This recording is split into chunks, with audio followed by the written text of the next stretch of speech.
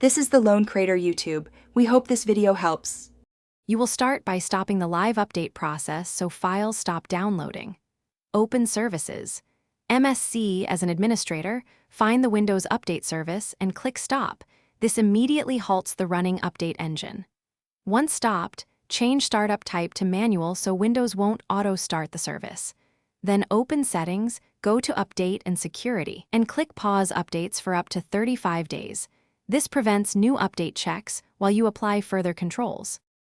Once the core service is stopped, make sure updates don't resume via other subsystems. In Settings, turn Delivery Optimization off to stop peer-to-peer content. Next, open Network Settings and mark your active connection as metered. Windows treats metered networks conservatively and limits automatic downloads. Then open Task Scheduler and disable Update Orchestrator and any Windows Update tasks so scheduled triggers won't restart the process. These steps reduce the number of pathways Windows uses to restart or fetch updates. Finally, lock the behavior down so updates stay stopped. If you have Pro or higher, open Group Policy Editor and set Configure Automatic Updates to Notify for download and Notify for install so you control installs. On Home, change the O registry key to disable auto update. Make a backup before editing.